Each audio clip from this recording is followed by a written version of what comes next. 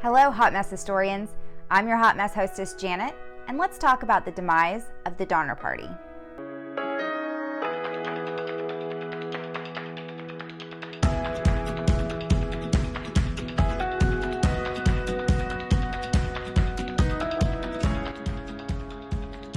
The American dream has some nightmares attached to it, and this is one of the ways the American dream could go. This tragedy takes place in the mid-1800s when there was a large mass of immigration occurring out west. There was the promise of fertile farming land, prosperity, and the opportunity for one to make their own place in the world. Completely independent, owning your own land, something that most of these immigrants never have had. This tragedy takes place in the mid-1800s, and it's important to remember a couple of facts. The first is that California was a part of Mexico at the time. The second is that there was a very large mass immigration of pioneers or settlers traveling from Independence, Missouri, which is sort of considered the gateway or the starting point for these wagon trails, to Sutter's Fort, California. The total journey is about 2,500 miles and took the settlers usually about 4 months to complete. It was extremely dangerous and there were no guarantees of your safety. But many of these immigrants took the opportunity in order to establish themselves in their own piece of the world on the promise of prosperous lands. Really, the definition of the American dream. One of these immigrants was a man named Lansford Hastings. He was an attorney from Ohio and immigrated to California in about 1842. Now, Hastings' American dream was to take California from Mexico, establish it as an independent republic with himself in charge, of course. But in order to do that, he had to increase the population of Americans in California. What better way to do that than to publish a guide for future immigrants? Hastings published the Immigrant's Guide to Oregon and California. And in this publication, he boasted of a shortcut that was supposed to cut off about 350 to 400 miles from the overall journey. I mean, if you're looking at facing a 2,500 mile journey in a wagon, I think anybody's gonna try and save some miles where they can. There is one particular future immigrant that gets a hold of this publication, and his name was Jacob Donner. He's the older brother of George Donner. They are prosperous farmers in Springfield, Illinois. And when they read this guidebook, they decide, let's give it a shot. Let's go out west. Now, by this time, George Donner had actually migrated about 5 times before finally settling in Springfield and decided, what's stopping us? Let's do it one more time. This is the last push. Jacob and George meet up with one of their neighbors in Springfield by the name of James Fraser Reed. James Reed is a businessman in Springfield, also doing very, very well for himself, but he decides that he's going to go with the Donners and immigrate because his wife, Margaret, suffers from extreme and intense headaches, and it's believed that the Californian climate would help ease those pains and restore her health. On April 16, 1846, George Donner, Jacob Donner, and James Reed leave Springfield with a group totaling 32 men, women, and children. They have 9 wagons between all of them, including the family wagon for the Reed family. Now, this wagon is something special. I wouldn't exactly call it practical, but if I was going to travel the west across all those miles, I would want something like this, just for comfort. It's a 2-story wagon. It has a built-in iron stove, bunks for sleeping in, and springed, cushioned seats. It's not exactly practical for traveling across the country on unpaved road in unknown terrain, but they just thought, we'll make it work. It was known as the Palace Wagon. It's important to note at this point that shortcut that Lansford Hastings published and distributed across the country to help people immigrate. Yeah, he never actually took that shortcut. He has no idea what it actually is. It was based on a rumor that he heard and assumed that he could shave time off by traveling through that path. He's never actually done it. And the same day that the Reeds and the Donners and their party leave Springfield to head for independence, Hastings is leaving California heading east on horseback, not even in a wagon, to try out this new shortcut and see what it's all about, see if it'll actually work. He probably should have done that before he published the book because that plays a huge part in this tragedy. Now, considering how long this journey takes, it is very important to leave in a very strict timetable because you want to leave late enough in the spring that the land has begun to thaw, but not too late as to hit massive storms and then wind up not being able to get through the pass in the mountains before the snow begins to fall. By the time they're leaving Independence, Missouri on May 12th, they're a little bit behind, and there are a lot of thunderstorms and rainstorms that are going on. And these thunderstorms and rainstorms cause the unpaved roads to become muddy beyond recognition. And it's hard enough, I mean, think about walking mile after mile after mile after mile in mud. Now you've got your teams of oxen, you've got the heavy wagons that have all of your goods, essentially your entire life that you're taking with you to California. And let's not forget the Reeds with their luxurious palace wagon. I mean, I can't imagine an iron stove would be very lightweight. They arrive at Fort Laramie on June 27th, just 1 week behind schedule. So making pretty good time considering they've been delayed and they've had a lot of inclement weather. 1 week behind really isn't that bad. It's while they're at Fort Laramie that James Reed runs into an old friend of his by the name of James Clyman.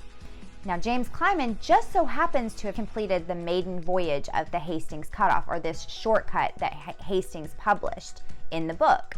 And Clyman is quick to tell him, bruh, I know you read about that shortcut, do not take it.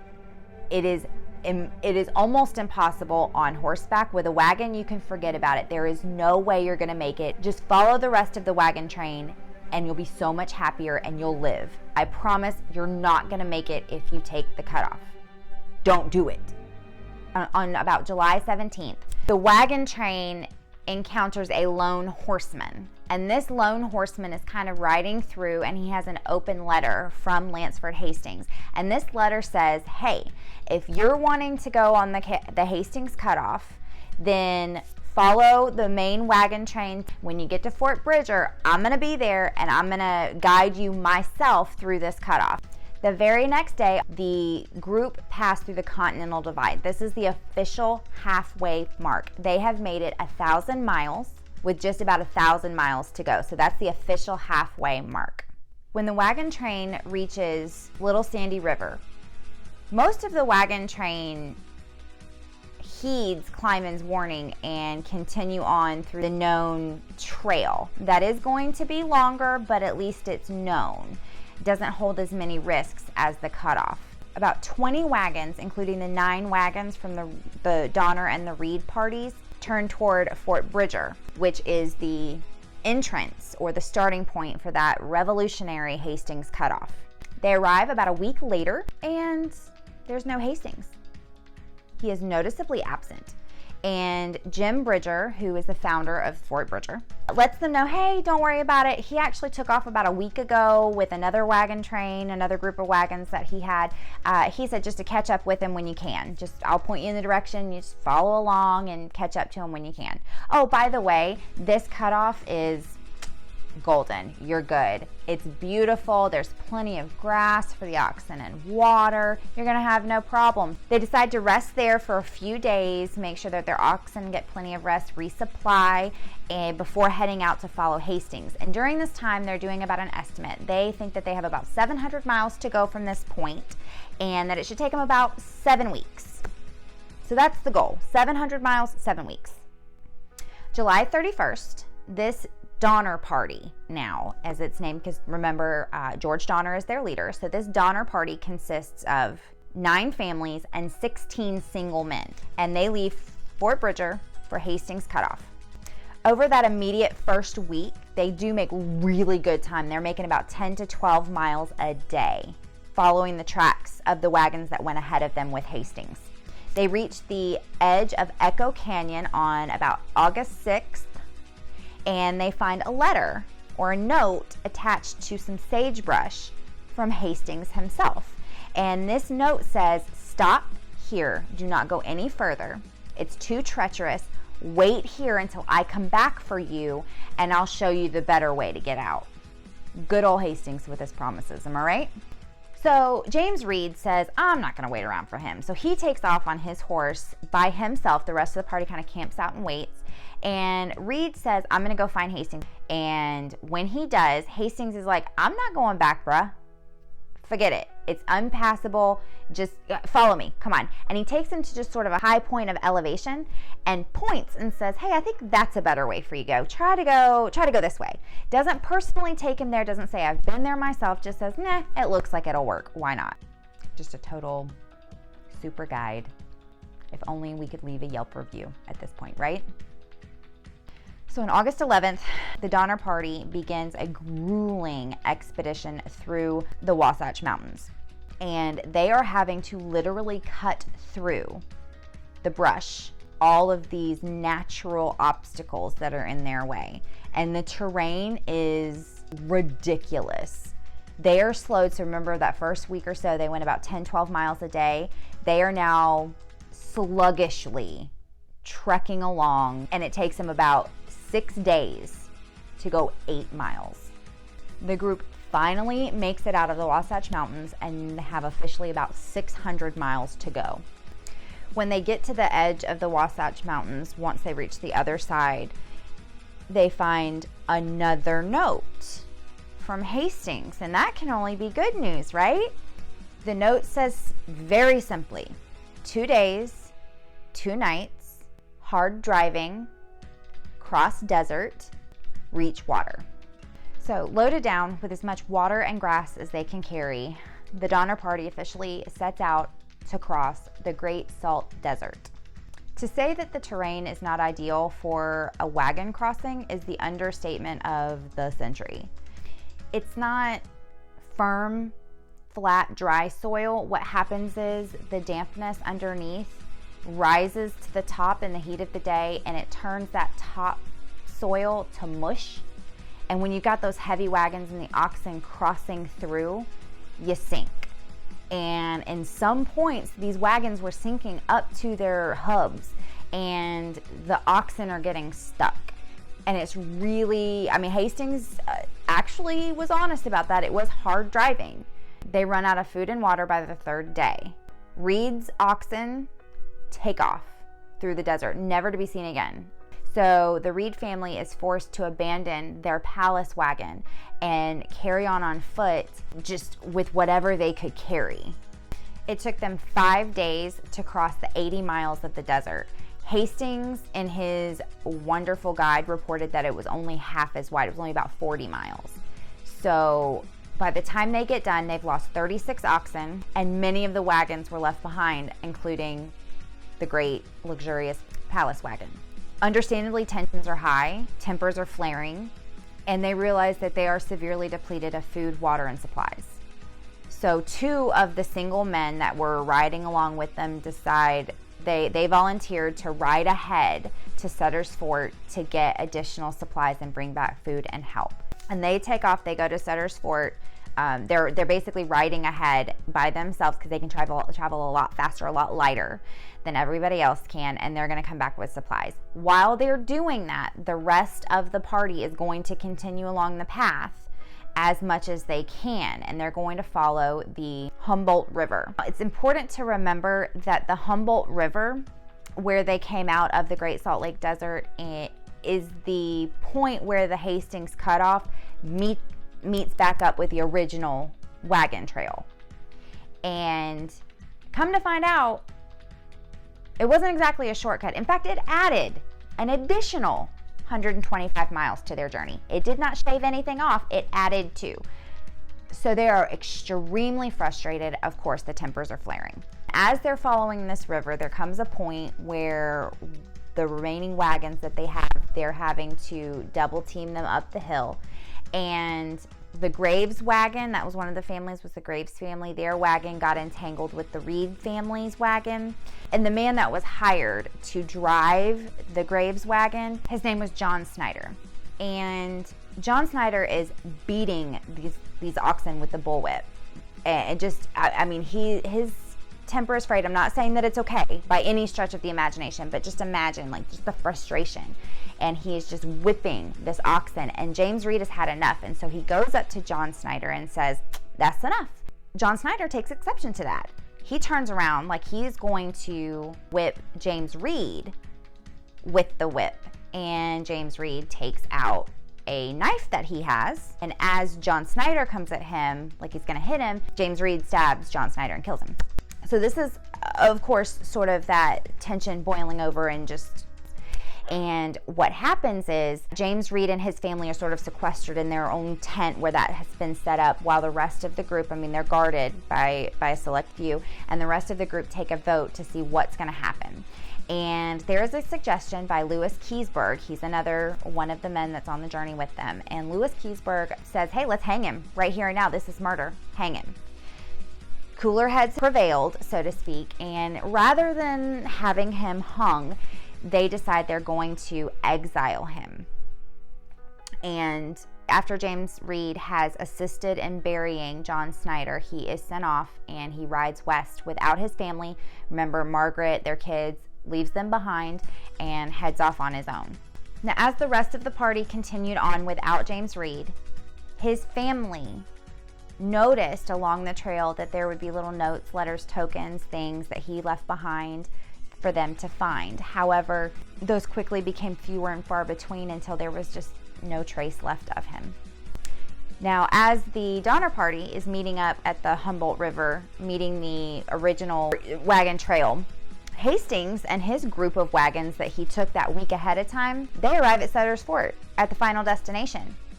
The Donner Party is officially the only party that has not arrived.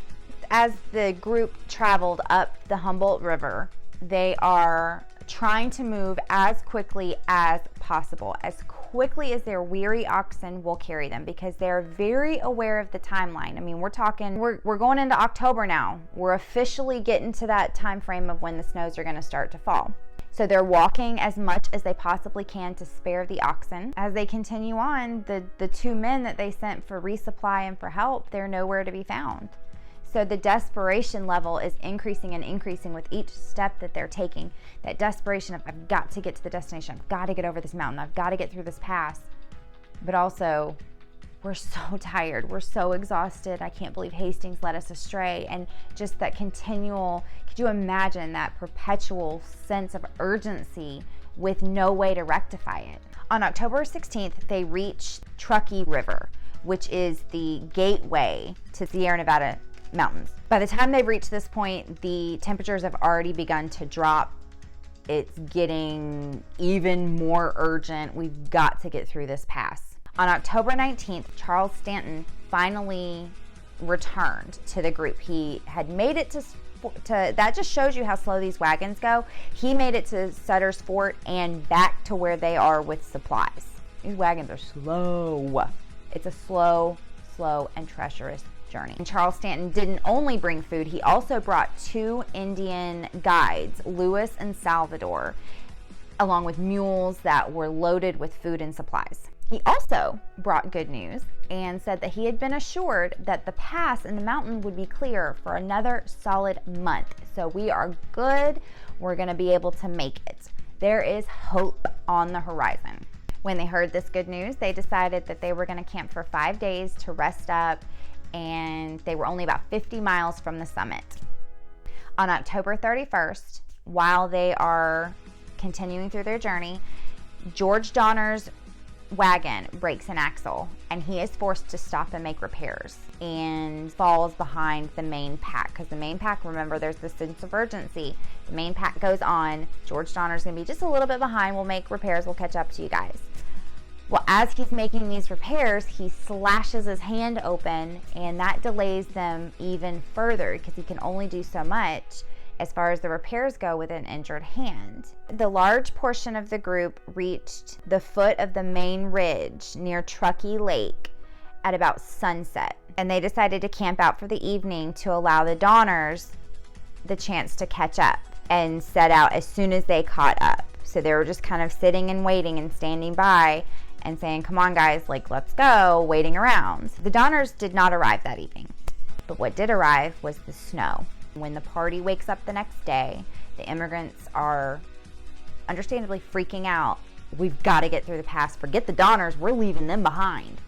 and they take off and go as fast as they can. Remember, everyone's kind of got the exhaustion, lack of food, lack of supplies, but boy, you can really hightail it when it's life or death.